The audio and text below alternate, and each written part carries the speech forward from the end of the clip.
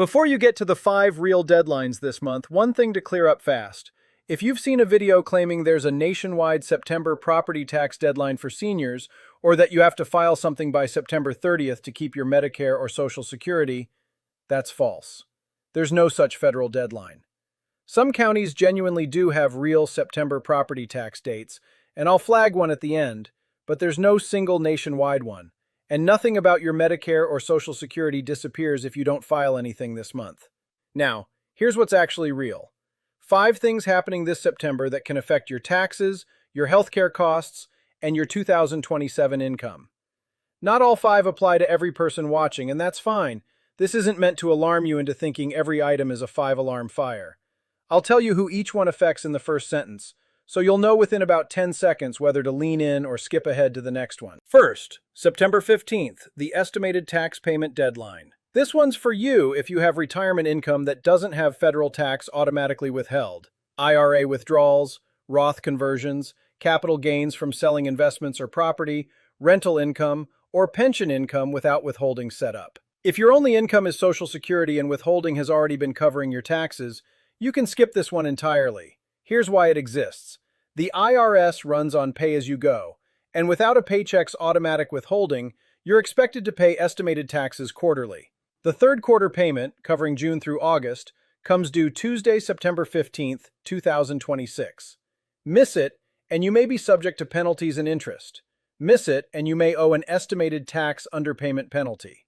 The IRS also charges interest on unpaid tax, currently at 7% annually for the third quarter of 2026, compounded daily. It's not catastrophic, but real, and something that's completely avoidable. You're protected from that penalty if you've paid at least 90% of this year's tax liability or 100% of last year's. 110% if your 2025 income topped $150,000. Those are called safe harbors, and hitting either one keeps the penalty off your bill entirely, even if your final tax number ends up higher than expected. And here's something specific to retirees worth knowing.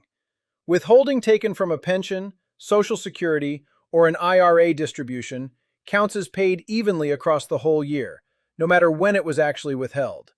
So if you realize in September you're behind, increasing your withholding on your next pension or Social Security check through Form W-4P or W-4V can retroactively cover earlier quarters in a way a lump sum payment can't. One thing to note specifically for this year is that if you're 65 or older, the new senior deduction can reduce your taxable income, up to $6,000 per eligible person, although it phases out at higher incomes, so factor your eligibility into the calculation.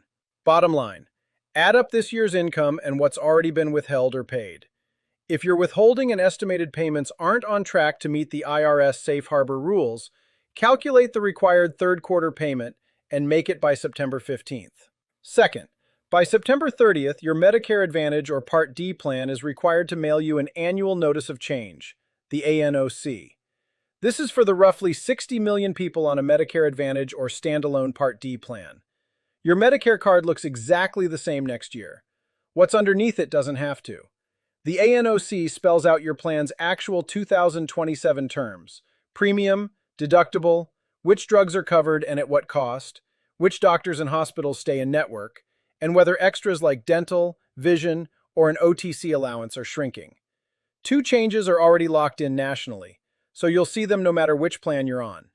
The standard Part D deductible rises from $615 to $700, and the annual out-of-pocket cap on drugs rises from $2,100 to $2,400.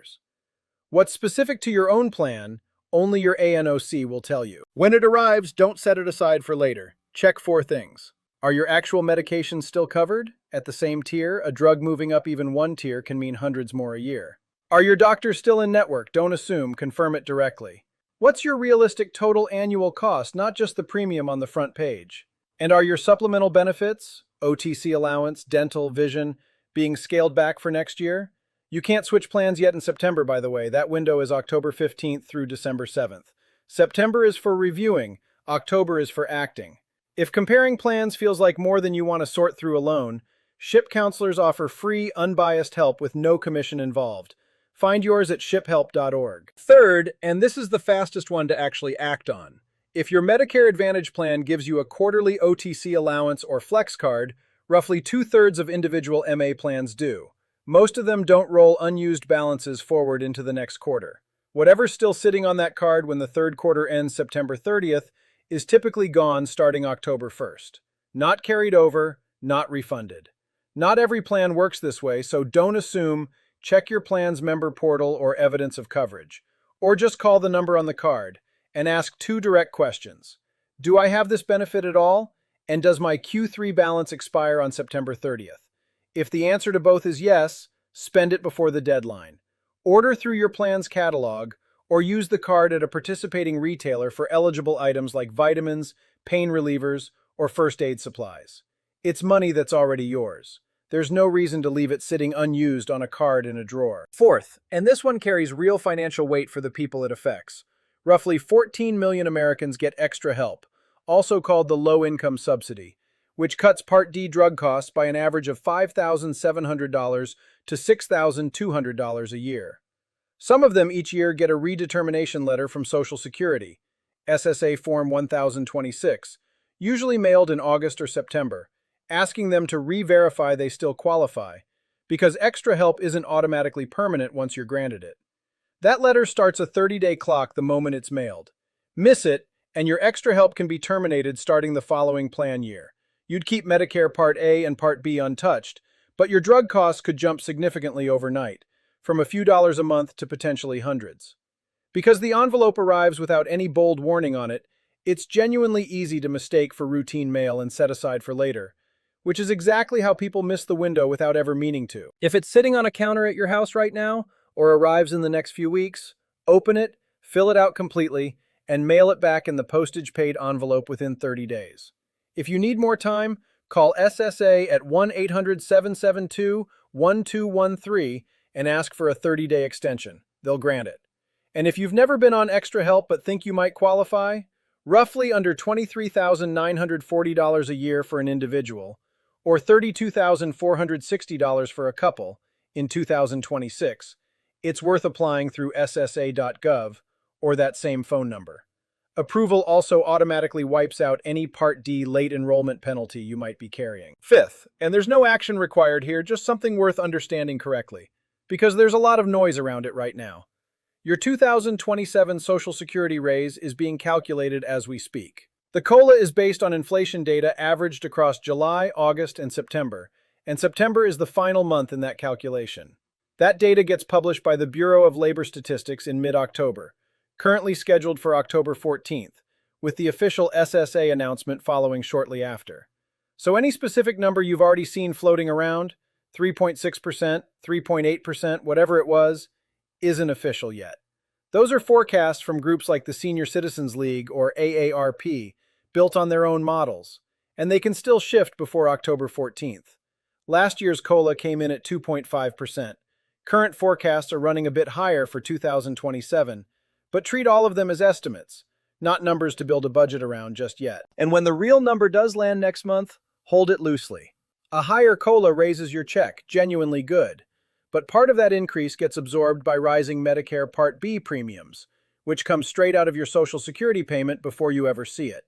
And a bigger check can also push more of your benefit into taxable territory, since those income thresholds haven't been adjusted for inflation since the 1980s.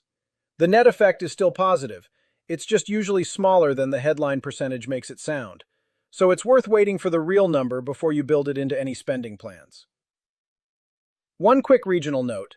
Since I debunked the fake nationwide property tax claim at the start, real, local senior property tax deadlines do exist in September in some places.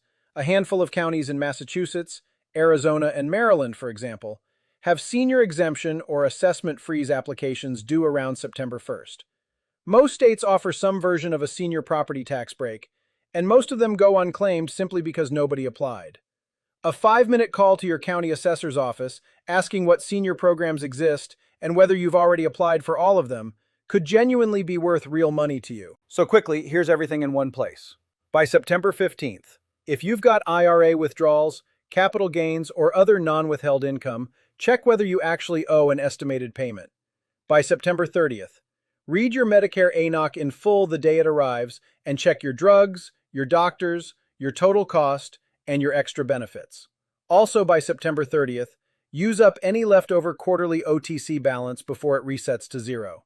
Whenever it arrives, return your extra help redetermination letter within 30 days, no exceptions. Around October 14th, watch for the real official COLA number, not the forecast circulating now. And anytime before December, call your county assessor about senior property tax programs you might be missing. Not every one of these applies to you, but the ones that do are worth real money, and September is a short window before all of it becomes real on January 1st, whether you noticed or not.